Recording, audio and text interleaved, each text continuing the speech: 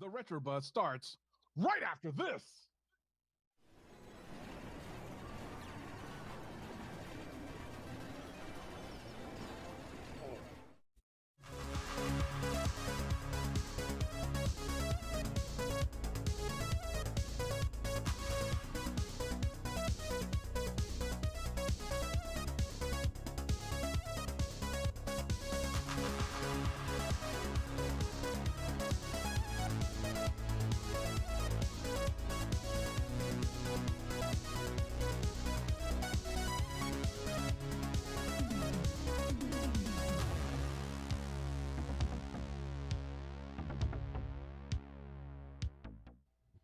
Hey guys, it's Friday and it's time for the Retro Buzz. This is episode number 26 for, I believe it's May 22nd, 2020. Yes, we are still in 2020, unfortunately.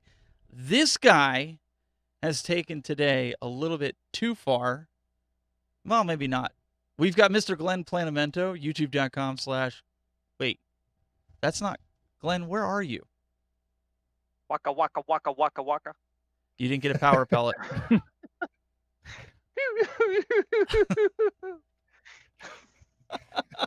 I heard today was a special day. I'm trying to remember what it was. Now I'm a little old, I forget. But someone was telling me today was a special day. So maybe your son could tell me what today is. I don't know what today is. Do you know what today is?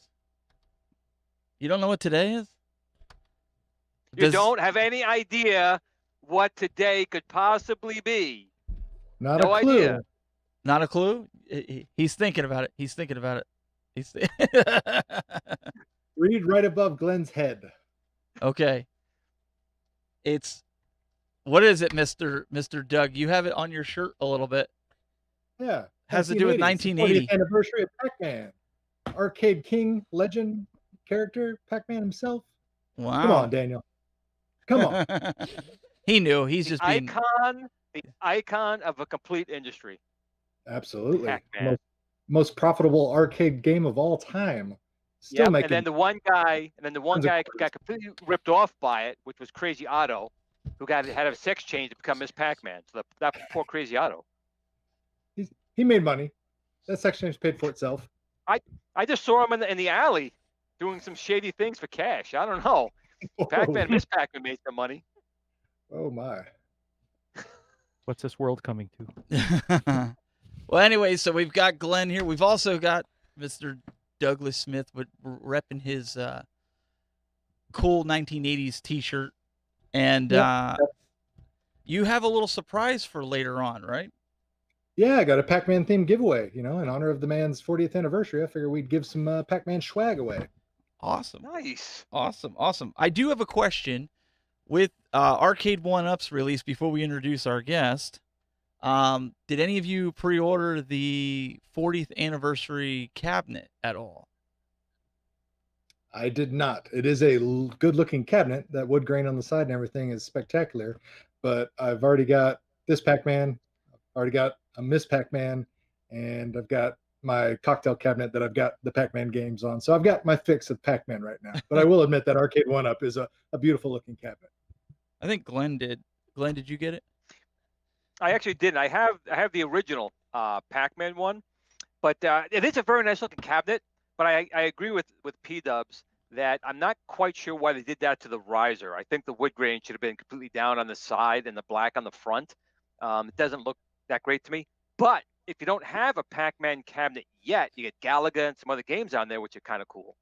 So, but me, no. I've like Doug. I got about 40 different Pac-Mans to play around the house, and I didn't order that one, no. Well, it'll be interesting to see. I know this guy. He wants me to get every Pac-Man probably there is. He has a little. He's over here. Daniel. He has. You have the little Pac-Man as well up on your wall, right? Mm-hmm. So he's. Should I bring it down? Or? You don't have to bring it down. They've all seen it before. No, they have. Other people have it. They've seen it. So we've got with us today. We have a guy that is very big on Pac-Man as well as a few other things. We've got Mr. Stephen Cameron from XboxAddict.com. Welcome, sir. Hey guys. You're Glad not to be here. You're not in like an Xbox scene. What's going on? I thought you were going to try to kind of compete with Glen there a little bit to do the No, kinda it do gets the- a little convoluted. Maybe Master Chief would have made a presence or There something. you That go. would have been cool. That would have been But cool. I was like, no. They never gave me one of the cat helmets. You know, the limited edition. I think it was bundled with Halo 2, and it was a small Master Chief helmet, and it would fit the size of the head of a cat.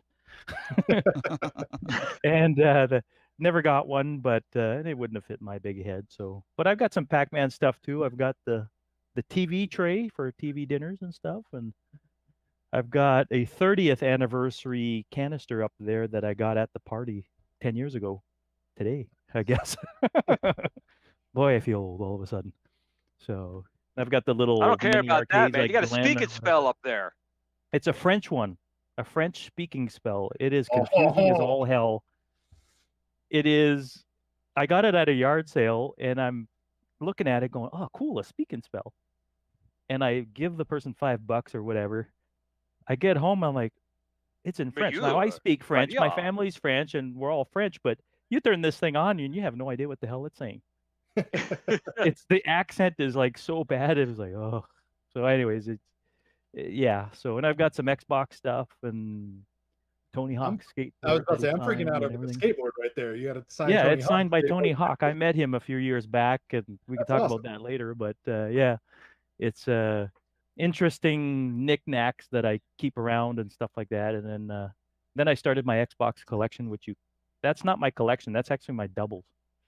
Oh wow! All that. There's like 3 rows of stuff back there. So yeah, but yeah, glad to be here. And This Doug, is, Doug, he's also a big Star Wars collector. He's got a lot of the Star Wars figures. He's very big the into that original as well. ones, not the re-released crap. Oh, you don't want Not the Kathleen Kennedy version. Kennedy ones? Why not? No.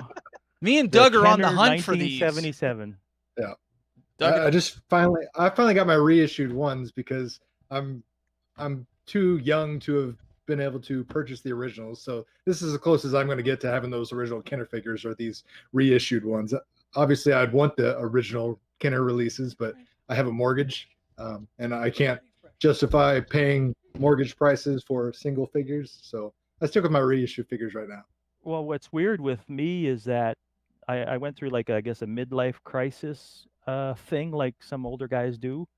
And That's I sweet. had about 3/4 of all the figures from my childhood for Star Wars, Empire Strikes Back, and Jedi. And then I got back into trying to finish the collection. It wasn't that bad. You just got to find collectors that are not greedy and on eBay all the time. And you just got to say, hey, you want to sell me? And it depends what kind of condition you want them in, too. If you want them in like a perfect 10, you're going to pay top dollar. If you're just happy with a 7, we'll say, with lightly used scratches, you're good. You won't pay too much. that's what we want. We want everything all boxed, just like the consoles. I've kind of gotten into that. Yeah, you're going to pay a small fortune. The box is where it gets troublesome. Oh, yeah, there's stuff that's astronomical, and I don't have a single boxed one except, yeah, I do actually. I have one that's boxed, actually. It's an Ewok from Jedi. Oh, And no it's one wants still- those. That's why. Yeah, nobody wanted them. It's one of they call it the last 17 figures or whatever. And I got it for free. I did some work, some web development for a Star Wars group. So they were like, oh, here, take one of these. I was like, oh, cool. Thank you. So I have one figure that's in a box, and the shell thing is all yellow and everything. It's pretty sad. So to kind of get into this a little bit, for people that don't know who you are, what you do, you have Yeah. a website. You have a website that I'm going to pull up here called Xbox Addict.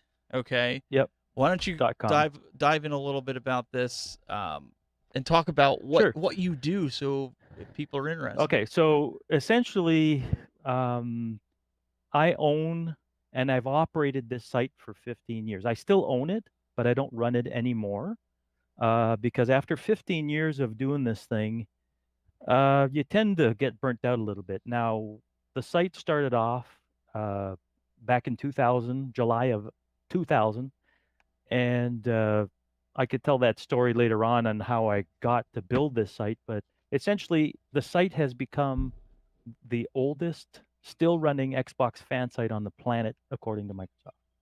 Wow. So the site is the longest running fan site out there. It's not the biggest one. And we were in its heyday of the site, we were in the top 5 on the planet. Number 1 in Canada. And then we were top 5 in the world as being recognized. So Microsoft loved the website. Now I won't sit up here and say, hey, I did everything by myself.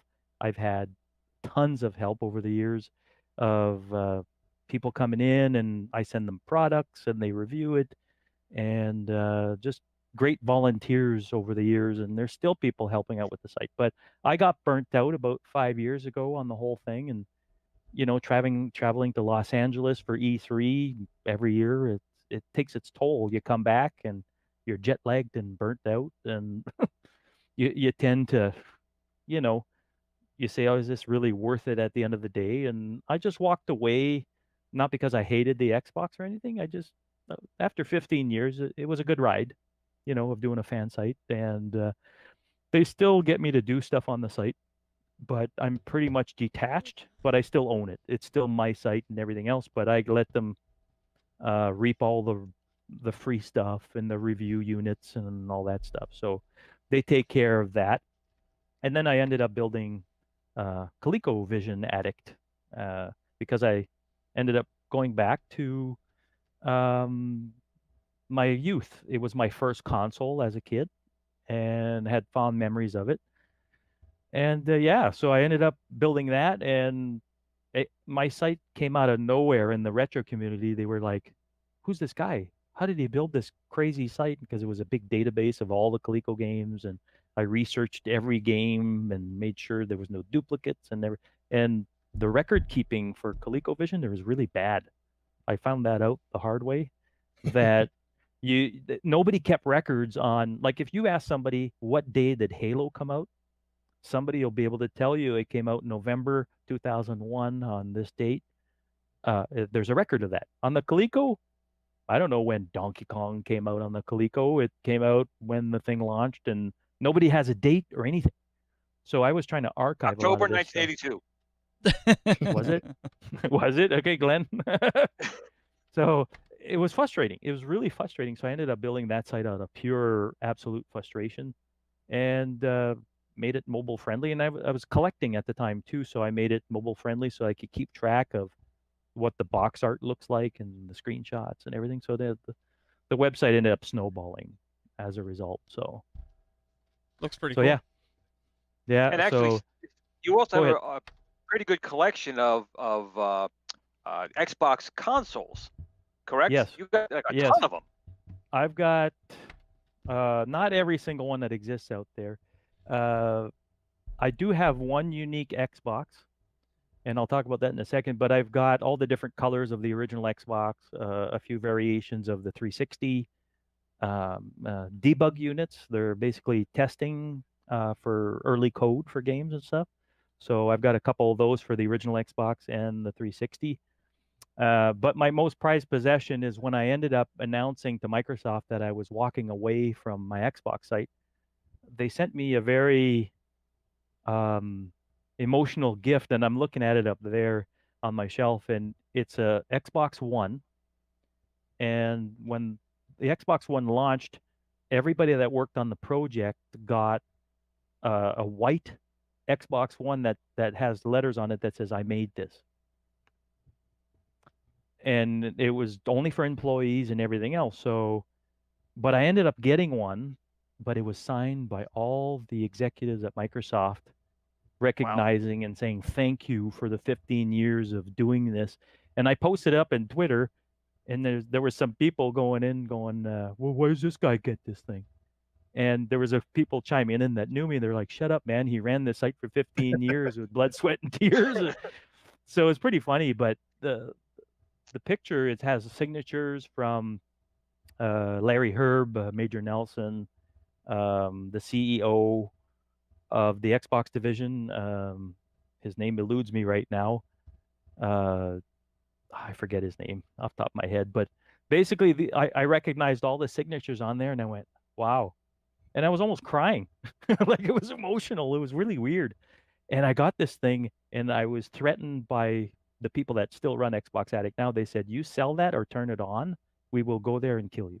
So Wow. I was Like- like, okay, I won't sell it then. So it was pretty cool. Yeah. It'd be worse if you turned it on. You got a red ring immediately. That'd be No, kind of- the Xbox One's good for the red rings. It's not like the 360. I've had horror stories of the red ring of death, and for the longest time, Microsoft denied it, and then they finally admitted, and then started fixing every single one of them. But I knew people that had sent in 20 Xboxes, 360s, 20 Oh, wow. people that were in our forums going, "What the hell is this thing?" And they were all freaking out. And we were trying to tell Microsoft, "Look, we got people in our forums losing their minds. They're getting red rings of death." And when they did honor it, 20 Xboxes. Think about that for a minute. You have an Xbox for a week, and man, you've had milk last longer than an Xbox 360. It's like, that's how bad it is. So they finally fixed it, made good. But this one individual, 20 Xboxes, I couldn't get over it. I was like, wow. Did you play anything at that rate? Did you have a chance to pop in a disc? We got to applaud them for their loyalty to go back and try 20 different times. I mean, most people would have given up at, Yeah, number 3 or 4 and swore off Xbox for life. But that person absolutely. was very, I did. very adamant that they wanted to play some Xbox. Well, And not only that, but if you think about that, just think about that. That goes to say how their quality control was. This is a huge multi-billion-dollar company, right? And they had that kind of problem. Now look at the smaller yeah. companies trying to do the best, like Arcade 1-Up, ATGames. So, but people give them a hard time. Microsoft, one time, the most prestigious company on the planet. Yeah, someone was bigger than Amazon at some point in the past.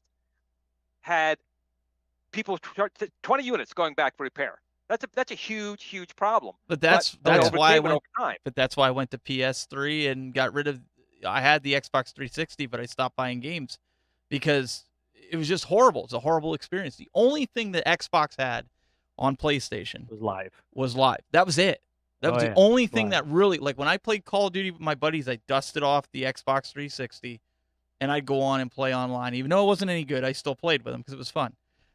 Yeah. But that was the only thing that they had. And that's kind of why I became a PlayStation fanboy. Now I do have an Xbox One, but I mean, even my son, he'll play that more, the Xbox, but I still like some of the games on the PS4. Like, you guys have to understand, when the 360 hit, it caught them by surprise because they didn't realize they were winning the war, so to speak, because they came out a year before the PS3. They had a jump start on the market, and then it took off. And what really changed everything for Microsoft is them having the ability to change a dashboard on demand. So when they came out with well, if you guys remember, the next Xbox experience, they went from the blades to the avatars or the 3D looking characters. Yeah. And that changed everything. People were like, oh my God, they can totally change everything. And it just took off after that. And I think after a while, people didn't care if they had the red ring of death, and they just said, screw it. They were calling it, hey, did I get my coffin this week? That was the big word on the street at the time. It was this box, and you shoved it in there, and away it went. And you'd wish you'd have to hold out. I knew people that had 2 Xboxes, kind of a semi-rotation, that's how dedicated some of these people were on my site. It was incredible. The amount of different people I've seen over the years on Xbox Addict it's nothing short of amazing. I'll give you an example. There was this kid with the original Xbox. He wanted to be a moderator. And I'm like, sure, He lived in Ireland, and he was on a complete different time zone, right? So I'd say, okay, good. You can take care of the bad posts, at 2 a.m. or whatever. Yeah, fantastic. This kid, he was always a little bit into acting. He became an actor that's not famous, but he comes up to me and he goes, hey, I'm in Vikings. Steven, go check it out. He was in Vikings. This kid that was on Xbox Addict, being a moderator, he's in an episode of the Vikings, not Kings, the Vikings. The Viking stuff, yeah. So he's in one of the first 4 episodes. He's the kid that tells the king that the Vikings are coming, basically. And I sat there and I went, "Hey, that dude was on Xbox Addict." I was, cloud nine. It makes the world a little smaller in a sense where you don't know where people are going to end up, where they're going to have a career or whatever. So it's all these weird little things that have happened to me as far as being part of this thing, So it's So why don't you go into a little bit of the motocross madness and Xbox and your Microsoft relationship a little bit? I think people find that interesting. This is a story that is funny, and it kind of makes you think about, I'm not religious, just sort of things happen for a reason kind of belief, if you will. So this is how things ended up. So I used to race motocross, not professionally or anything. I wasn't really good at it, but I raced motocross. And then I moved to a new town and got on the internet. Internet was brand new in the late 90s. And basically, there was this game called Motocross Madness, the first one. So I was like, okay, this is really cool. And you needed a Voodoo card to run this thing. If anybody out there remembers the 3DFX Voodoo cards on the PC. And what happened is I ended up making tracks for this thing because the developers released the tools to make tracks. So I ended up making a bunch of tracks. So with my graphic design background and do a little bit of 3D modeling, I created motocross tracks based on me racing and tracks that, that are a little more fantasy, or the jumps are a little bit bigger than they should be or whatever. I made some tracks and I put them out there, and they were ranking fairly well on downloads. There was these sites that had basically downloads, and mine were up there, and I was like, oh, wow. And I didn't think anything of it at the time. I was just, okay, this is really cool and what have you. So I was like, okay. So I ended up meeting these other people that were like-minded, kind of like you three in the sense where you just end up with friends online and stuff. And we ended up starting this site called Motocross Madness Central. And it was about news on Motocross Madness. And this was Microsoft. They were in the PC gaming side of things quite a bit at that time in the late 90s. And we ended up building this site. I had a big database I programmed and did some graphics. And the other guy did some graphics too because he was a graphic designer also. And one day we get a call from Microsoft, one of the guys, not me. They said, we'd like for you guys to come to E3 in Los Angeles. And this is in 1999, 98, around there. And so here I was. I wasn't married, had no kids. So I was like, yeah, let's go. I had some money put aside, and I ended up going to Los Angeles. And the most weirdest thing happened. So go to Los Angeles. There was I ended up seeing Coolio there and all that stuff. And I was a little starstruck, Coolio of all people. And Microsoft invited us to a closed room. Now, if anybody knows about E3, when they say you're to a closed room, it's not for kinky stuff. There it's to show you stuff that's not on the market, right? So we were like electronic stuff. Oh, sorry. Yeah. It's not kinky. It was like closed door stuff, and we were like, what the hell are we gonna see? So we all get there, and this is pretty funny. So I end up at 2:00 in front of the door where we were supposed to be, and the other two guys took off. They were gone to the bathroom or something. And this lady comes out and she goes, "Who you waiting for?" Waiting for so and so from Microsoft. And she's like, "Well, what's your name?" "Oh, well, Steven. Do you have an online name?" I said, Yeah, it's Camshaft. And like she takes off, and I'm still sitting there. This other lady comes in and she goes, "Cam, oh my God." And I'm not sitting there going, I don't know this lady at all. And she's like all freaking out. And I'm like, okay. She's like, come on in. We're waiting for you. I said, well, the other guys are coming. They says, yeah. This lady here will take care of them. And here I am. And these people from Microsoft, they were looking at me. I won't say starstruck, but they were like, "We love your tracks. We're not just saying that. We play your tracks around our office, and we have races on our land and everything else." And I'm sitting there going, these people know me through a game. It sort of blew my mind, or a paradigm shift, where I sat there and I went, I'm just a guy from up north Canada, like in the middle of nowhere. And these people know the stuff that I've done. And they were naming stuff that was very particular about the tracks that I have done. Like they were talking about, oh, this corner and that jump. And I was like, okay, yeah, they've played this thing. They're not just giving you the PR fluff. You know what I mean? Like the, Poke up your yeah, bum. we played your stuff, and they're lying through their teeth or whatever. No, these people were specific. And I was like, and they were like, oh man, this and that. And I didn't know still why I was there. And the other guys showed up, and they were like, yeah, we want you to go in this room right here. And they rushed us in this room. We ended up meeting the developers of Motocross Madness, and they were showing us Motocross Madness 2. And again, the developers, I hadn't met the developers at that point. It was just Microsoft. Rainbow Studios is the studio that made Motocross Madness. And those guys, even those guys, they were like, oh, Steven, we played this track. We love this thing. This one's my favorite. And I'm like, and I'm sitting there just couldn't get over the fact that because the internet was fairly new back then, of putting something out there and people, So make a long story short, we all loved the game. We all went home. I thought that was the end of it. So I end up home, sitting around. A few months go by. I get a phone call. Hi, this is so-and-so from Microsoft. Is this Stephen Cameron? I'm like, yeah. He's like, yeah, I'm calling from Microsoft, and we want to fly you to San Diego, California. And I'm like, okay. And the person kept talking, and I'm sitting there going, oh, this is a joke, and I hung up on them. Oh, I hung up. Oh, I hung up, yeah. and I thought it was one of my friends like playing a joke on me. Pulling a And prank. the person was rambling on and like, oh yeah, hey.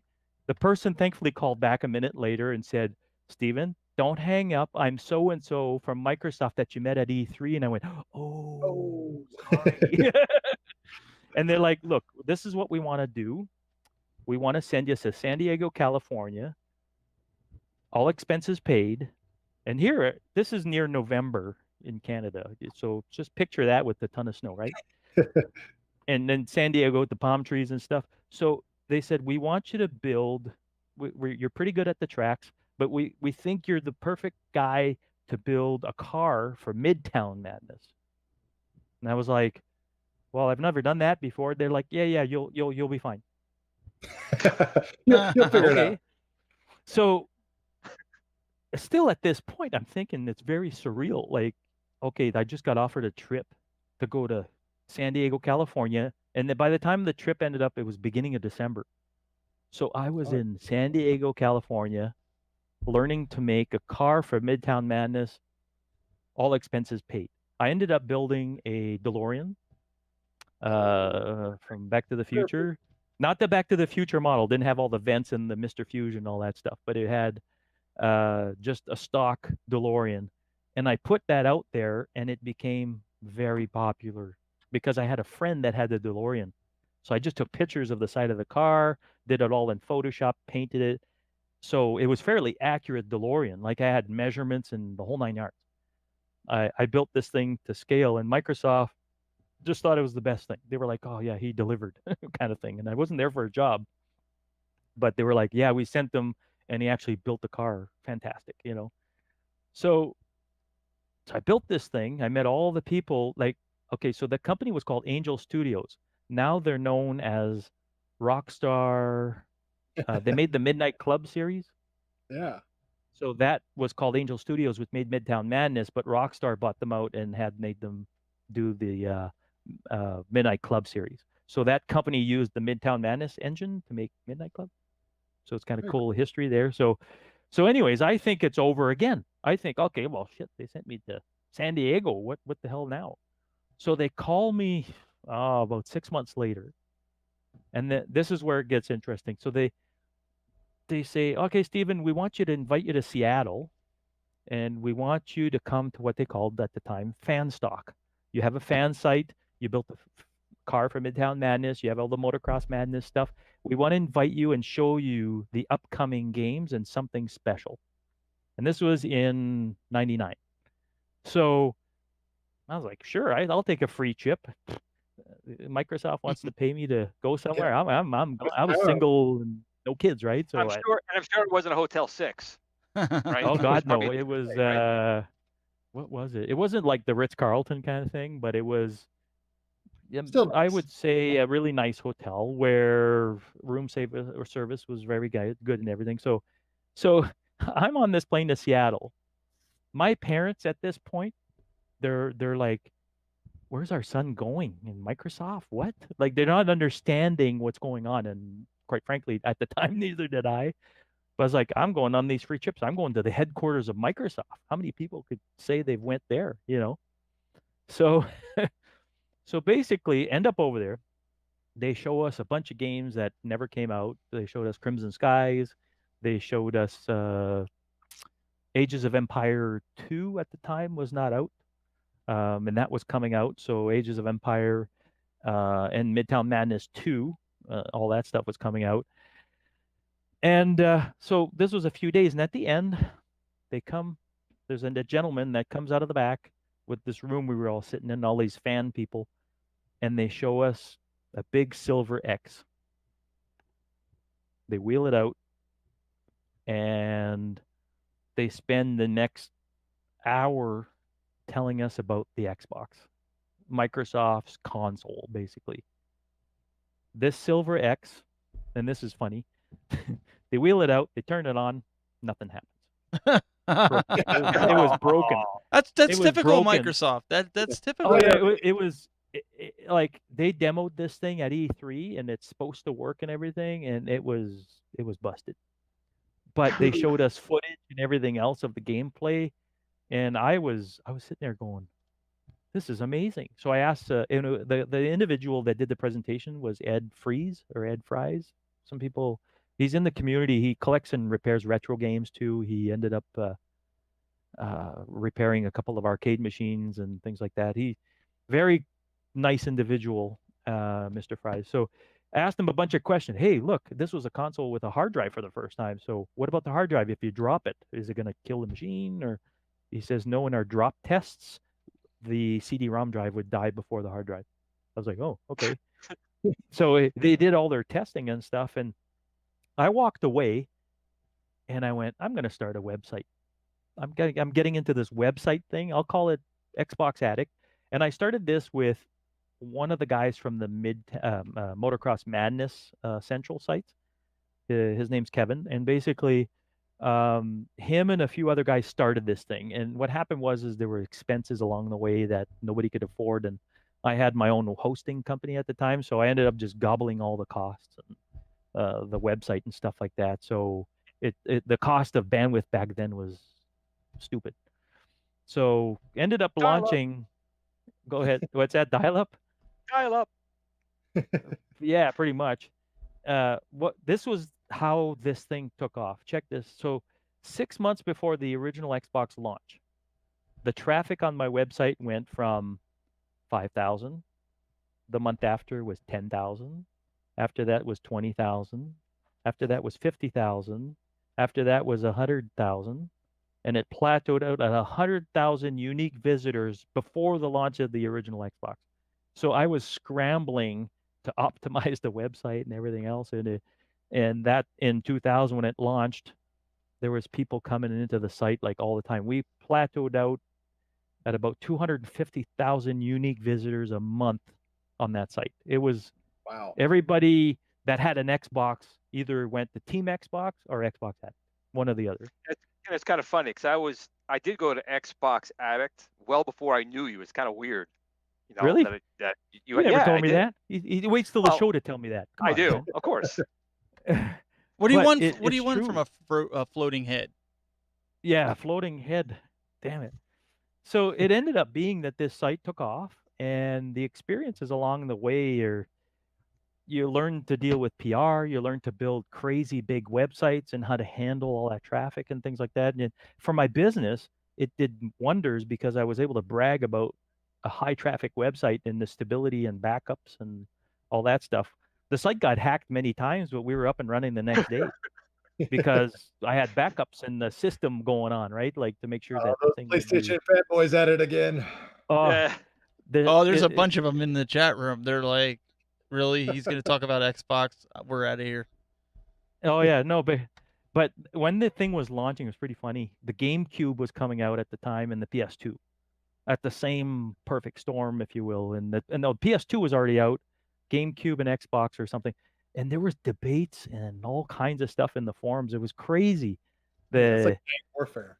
Oh, it was. And then there's people that would go in there, and then they it's almost like they had the attention span of a gerbil. They'd be like arguing about the GameCube and the Xbox and which one was better, and then they'd be talking about politics and religion and how come that's better or what. And then you're like, whoa, just keep it gaming. And like it went nuts, like, you know, crazy. And you know what, I want to sit here on this podcast to say I wouldn't have been able to do this without all the help I got over the years, like by the volunteers and the people. And I say volunteers, I would send them on trips.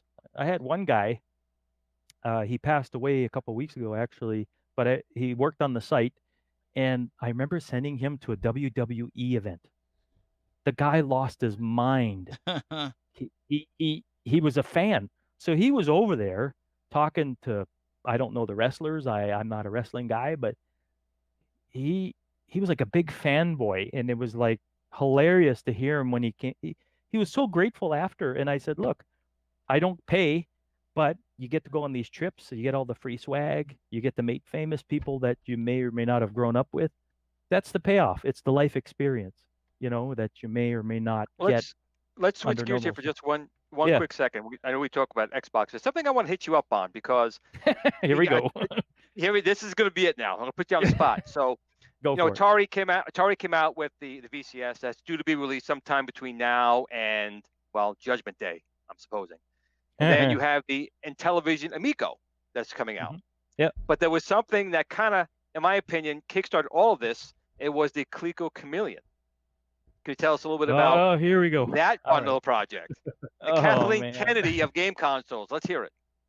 All right. So this is a story. I think this is the first time I'll talk about it publicly, because the amount of, I will say, backlash / humility, whatever, came out of that whole thing. So this is how it came to be. So I ended up making my Coleco Addict site, ColecoVision Addict, and the license holder for that contacted me, and he says, hey, what does your community talk about when they talk about Coleco? And we've had these discussions going on back and forth about, hey, people really like the minis, these little arcades back there, and people are still into that. And we had these discussions for about 6 months. And me, and being a networking kind of person that I am normally, is that I was talking to him, and then I was hearing what was going on with what was it called, Glenn? It wasn't called the Chameleon at first. It was called the Retro something, or I forget what it was called. It was called something else on a Kickstarter. Can't hear you. I couldn't hear you. Yeah, I don't remember the original name of it. But anyways, it's by a fellow named Mike Kennedy or whatever. That's public knowledge. So, and I basically said, hey, why don't you call this Mike guy and put the Coleco brand on it and see if you guys can make something out of it? Because I was talking to both not the Mike Kennedy fellow, but I was talking to the Coleco guy, and I said, why don't you give him a call, see if you guys can, help each other out. My intentions were good, and I was like, okay, whatever. Let's have this person say hi to that person, and if they make beautiful music, fine. That was my logic. So this is where it gets. So these guys are talking, and stuff's happening, and I'm out of it. I'm just sort of whatever. So the Coleco guy calls me back, and he goes, Stephen, I want to thank you for introducing me, and I'm like, oh, okay, no problem. No sweat. Don't worry about it. And he's like, I want you to come to Toy Fair, and I want you to be part of this. Nice. And at the time, I was not between jobs. I still had my own business, but I was looking to get into the gaming thing. And I was like, oh, sure. Hey, I'd be at ground zero of this Coleco thing. So at the time, I was married, my kids. What's that? Sorry? You were at ground zero, all right? Oh yeah, ground zero is the understatement of the year right there. So so basically told my wife, I'm like, hey, this is an opportunity. She's like, yeah, go, it's great, So I go to New York Tar Fair, meet up with the Coleco guy, shake his hand, hey, how's it going? And he's like, you're really knowledgeable about the Coleco thing, and that's why you're here, to just talk about the brand and the things. And I was like, okay, cool, no problem. And he paid me. I won't say how much. It wasn't a ton of money, but it was enough. Paid the trip, paid me for being there and everything. So I had never met this Mike Kennedy fellow at all.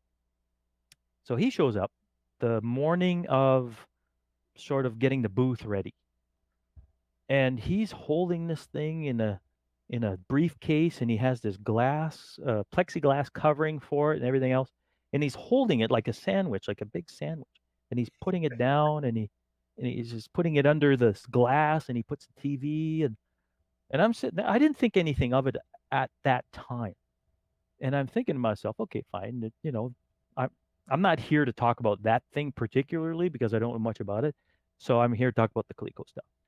So here I am yapping away and whatever. As the day progresses, this thing starts shutting off. And I'm the only tech guy there, really, because I have a bit of a technical background, being in the computers and all that stuff over the years. And I'm noticing this thing, and then the guy, he whips out of the back, and he's got the SD to SNES cartridge, which is a flash cart for the Super Nintendo. Dun, dun, dun. So I'm sitting there going, Wait a why minute. the hell do you need that thing for? And he's like, oh, it's mimicking the Super Nintendo on board and stuff. Okay, well, I'm like, okay, whatever. I didn't see the circuit board up close. I was, doing my own thing, talking to people. I turn around, and the break, lunchtime comes around or whatever. So I go look at the back, and I'm looking at the connector, and it's a Super Nintendo, that notorious connector at the back, the plug for the AV. I'm like, why would the guy develop a board with that connector on it, A specific one, yeah. a specific one, and not have HDMI out or something that you logically in your brain would say, hey, it's 2000 at the time, 17 or whatever. HDMI is a common thing, whatever. So, so as the day progresses, I'm thinking to myself, going, that's a Super Nintendo in a Atari Jaguar case. Yeah. Wait a minute. But I and I was a bit sneaky during the day. I was like, hey, can you take the lid off? Let's have a good look. I want to touch it. He's like, no touching. And I was like, whatever. And again, I wasn't there to promote that thing particularly, but what if people would ask me, I would say, hey, talk to these guys, whatever, right? So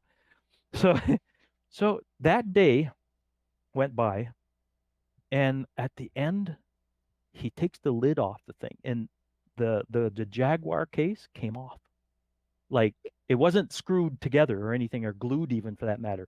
So the top came off, and I saw it was a Super Nintendo Mini, the small one, right? the smaller version that they did at the end of the life there, not the original. And I'm looking at this going, and it's got just like RF out and that, whatever. So I was like, what the hell?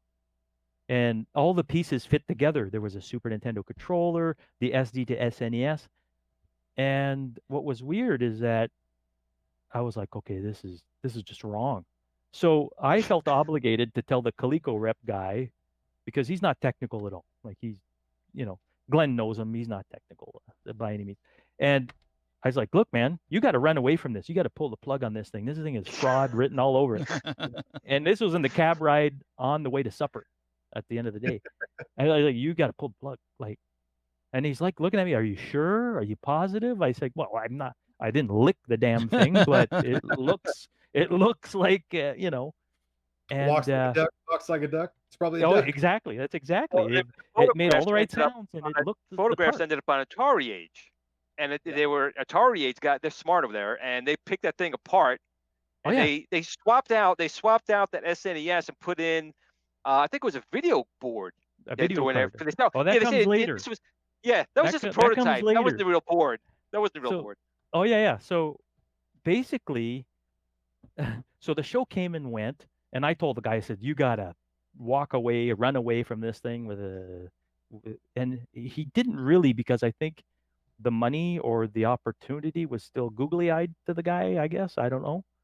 So I went home and I saw the shitstorm online and on my way home and everything. You know what's funny? The whole trade show, I kept away from the cameras.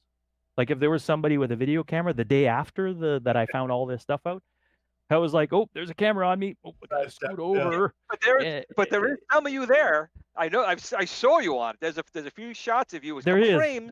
Oh, I tried, but the booth was only like 10 feet, 12 feet wide. So there was only so much room to get the hell out of the way. But this thing, the next day, the guy from Coleco, he's like, "What's wrong, Steven?" I was like, "I can't do this. This is like a big ginormous lie." Like, he's like, "Just don't say anything. Don't talk about it. Just send it to that guy over there." I was like, "Yeah, sure, no problem." And there was people asking me about it because I was the youngest guy there. Mhm. All the other guys were all like older, and I was like, "Shit, what the?" Oh, I was very nervous, and I was seeing the stuff happening online. But it was a trip home after the whole thing, and I went, "Oh man, I dodged a bullet."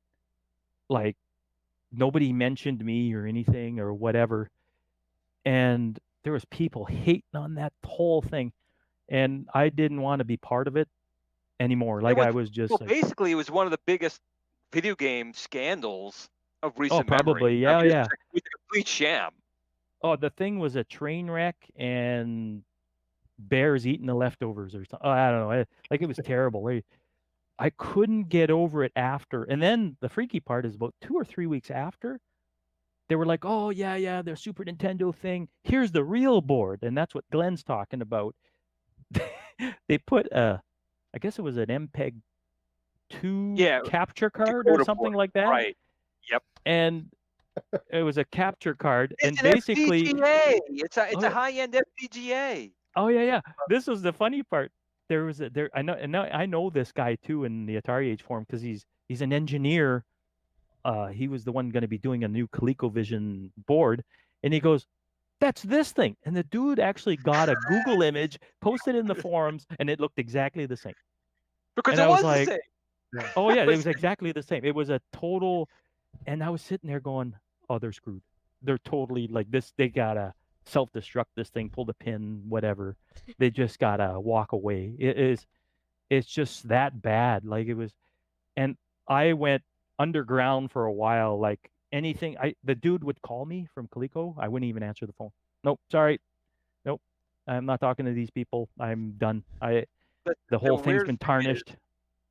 That whole thing with that Coleco Chameleon is honestly how I feel about the Atari VCS that's still not released at this point. To me, it seems like it's very much vaporware. I remember, this is funny that you mentioned that because at the show at Toy Fair, an Atari rep came along and started talking to me at the beginning because I was the only one there, and I had bad vibes about that dude. It was just like it was almost like they were leeching what was left over of Atari, like just blood sucking the rest of it out of that license or whatever. And I didn't have a good vibe about it or anything. But that chameleon thing, I should have worn my chameleon shirt tonight. Oh man, I forgot. I have a shirt with Coleco Chameleon written on it. Get it for the post show. But with the one thing, I'll go change real quick. I'll go put it on actually. At least with that Coleco Chameleon, no money was really exchanged with people purchasing pre-orders. Where Atari has taken millions of dollars in pre-orders since what, 2016, 2017 is when they started. That thing's not going to happen. That sounds like Konami. It's not going to happen. That sounds like Konami with the TurboGrafx 16 Mini. Oh, did I say that out loud? I think it's today. Wait, is it today the 22nd? Was it supposed to be released today? Yeah. For people who don't already have it, like I got them already. But Doug, how about you? You three already have it, don't you? We bought it in Japan, but Doug held out. Doug's like, forget all you guys. I'm gonna stay here and wait till January 2021. I thought you were gonna say China, and I'm like, I was gonna say Krona. Yeah, but no, Amazon did actually charge my card today, so there is hope that I'll actually get it. Nice. That usually means they shipped it when they do that. Yeah. Right. Usually. Well, I think they take their money and run. I It's think just a thing where you have these classic companies trying to build on like nostalgia, and that's why I wanted to bring that up, because I'm so disappointed in what Atari. Again, it's not the classic Atari, but it just seems so much like the Coleco Chameleon fiasco, except that they have people's money, including ETA Prime. I know ETA Prime pre-ordered that thing because he Oh, believed. He's like, oh, or so it's just those like people pull these on our people. heartstrings. You know that, right? Yeah, yeah. I That have no shame heart, on so that's them. why I'm good. I'm just a head. I'm just a floating head, so I'm safe from that. Yeah, yeah. Everybody should get the real FPGA thing, which is this Mister thing that I bought. The Mister FPGA. That thing is amazing. I have nothing but good things to say about that. And it's all open source too, and it's legit. Like Super Nintendo FPGA, it's legit on there. NES, TurboGrafx, Amiga, Commodore 64, it's all there, and it But runs also, it beautifully. but in addition to that, the true successor to that Coleco Chameleon, which was nothing, was the Phoenix, right? Yeah, You the have Phoenix I have, and it's okay. It's decent. Yeah, and we'll call it a spiritual successor, which some people had their hand in there, and that's it. Then none of the same parties of the other one had anything to do with the Phoenix. Collector Vision nearly 100% took care of the Phoenix, which is an FPGA based ColecoVision, and it works great. A couple little quirks, but for the most part, it's fine. You know, for I hate to be that guy, but I have to be that guy. We have 5 minutes left in the show before we go to post show. I know the hour has flown by, and Doug, we still have a giveaway that we have to do. So I'm going to turn it over to you. I'm sure your brain has been working on. I want to be in the giveaway. He wants to be in the giveaway. I'm sure He's your brain's giving you away. That's what you're doing. I'm gonna give you to Doug, and you can go over there. But what they have to do to win? Well, I was gonna do the call-in thing. I figured that'd probably be the easiest, because if I did like a comment thing, it'd be a little harder, because we got Facebook and YouTube chats. Let's do So that then for the post show. So if people didn't show up for the actual show, you guys got to stick around for post show, and we could actually continue some stories, Steven. So we're not gonna let that go. So if you guys want to stick around, that's fine. But we'll give you the last words here. Where can people find you as far as what you're doing, what you're keeping up with? I know you have your own graphics business. Why don't you talk briefly about that and how they can get in touch with you? Yeah, basically, I had my business for 20 years called Cameron Graphics, and it's still kind of operational, but I don't take on new contracts because I went and got a real job like everybody else, and I work for a company, and here's a plug for them. It's called Great White North. It has nothing to do with Bob and Doug McKenzie or anything. It's a managed IT provider, and I'm basically their graphics and web developer, and I do help desk overflow for them. I'm on Facebook, on Twitter. Twitter is the real Camshaft on there, and not too many different places, because sometimes you have too many things to check. When you get a little older, you tend to sort of water down your outlets, if you will. Yeah. So, but yeah, it's been a graphic designer for many, many years, drawing, and been around computers. So that fusion of the two has basically paid off well for me in general, you know. That's pretty cool. So that everybody can check it out. But I think what we need to do is, because you have and people, you haven't seen the document that he has. He has a lot of great accomplishments that Steven, we could bring you back on in the future. Get Glenn to reschedule That's you fine. to go like a part 2, because there's a lot of information here that's good. And remember before the show, I was like, pick 4 topics. Water it down a little bit. You understand now why we had to do that. Oh, because absolutely. You get rambling and you're like, well, no, it's good because Glenn brings already. things up and. Yeah, well, the backstory behind things, just like how you started Xbox Addict. That story alone right there was super interesting. It's cool because if you tell that story to anyone, they tend not to believe you, and you're like, that happened.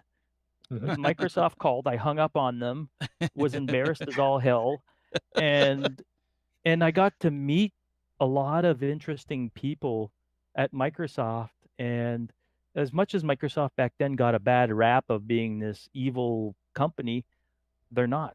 They're not that bad. Like their Xbox, their gaming division back in the 90s, and now it's a little different, but back then they cared about, the community and everything else. They still do, but they cared. They still do, like I said, but it's more console centric, less PC centric.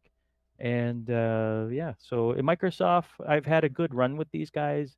They've been very good to me. They've got me stuff that I never would have dreamt of, and met people that have been mentors to me in the gaming industry, that I've been able to call on a personal level and say, hey, I'm thinking of doing this and this. What do you think? And they're like, yeah, totally, or not, or the market's going like this, and it's pretty cool. Like it's sometimes Microsoft gets a bad rap, but they're not that bad. They're just suffering from big company syndrome. Windows Millennium, Windows Vista, Windows Oh Bob. yeah. and Windows Bob. We don't talk about Wilbur. those. Come on now. Well, either way, we'll definitely have to have you back on to talk about this in the future. Talk about some of you got a lot of interesting, cool subjects here we even touched on. Definitely want to have you back. You were a great guest, ladies and gentlemen. Stephen Cameron. You can check him out at xboxaddict.com or on the social sphere. Just look up Stephen Cameron. I'm sure he wouldn't be afraid to friend you. Oh God, no, I'm a pretty open guy, and thanks for having me. This was a lot of fun. I did most of the talking, but I hope it was interesting for the audience. Just this interesting life story, if you will, not the whole life, but I didn't go that far back. But it's just the message I try to do with when I talk to people is that if you think for a second that you're not good enough to do something, try it. You're more than likely gonna succeed at it because you're just that dedicated to it. It doesn't matter where you come from, how you grew up, what your background is. Just go with it, and I did. That's basically unless what you're Kathleen Kennedy. Yeah. We'll get into that in a little bit. We also want to thank Mr. Douglas Smith, youtube.com/cooltoy. What do we got on the agenda this week for the Legends Academy? So this week actually is the parental. I misspoke last week. I got my weeks out of order, but this is the parental controls, the in-game menu, how you can change things, how you can set up your background, your music, kind of customize your cabinet for people that may be visiting or playing on your cabinet that you don't want messing up your settings. So very cool. I'll walk you through how to baby-proof and child-proof your cabinet. Can you Glen-proof it? Oh, there's nothing. I mean, the Glenn government's just still trying to figure looked that up right now. Like, Area 51.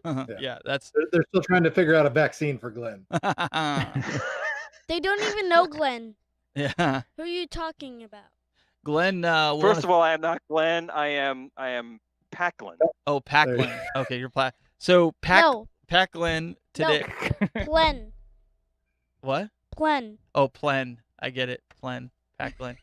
So, Glenn, I think what we're going to have to do is Doug and I and Daniel are going to have to interview at some point on the show and kind of get your backstory of how you got into this, because I think that would be interesting. That's going to be one of those mysteries you would find on, like, Bravo or something like that. Some weird 4 a.m. Well, eventually, true stories of the crazy insane. Eventually it will be. Story.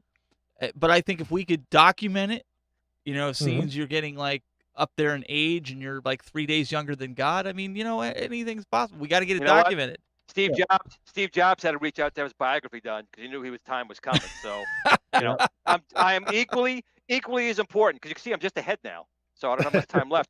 I think what happened was Steven took that DeLorean, went back in time. He changed something in my past, and I'm being erased. From existence. I like that. Yep. I like No, you ate a Pac-Man pellet, and you are getting faded away like in Infinity War.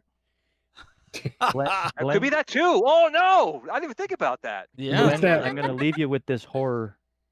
Kathleen Kennedy was on the executive producing team at Back to the Future. Yeah, I know. But back then, I died a little bit inside. Steven, don't get him riled up yet. Give him a little bit of time. Hey, you guys, my movie.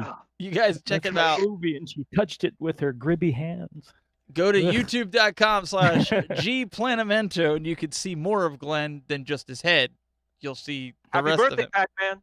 I think I see the rest of him. Oh wait, no, it's just. And this guy here, I got to get him some social stuff. I'm a little nervous about it at this point in time. I really want to start my own YouTube channel. So we want to get him going. But right now, he doesn't really have any contact information. But we're getting him. We're getting there. Oh, you forgot to ask about next week's guest. Oh, do you actually know? I just kind of gave up asking.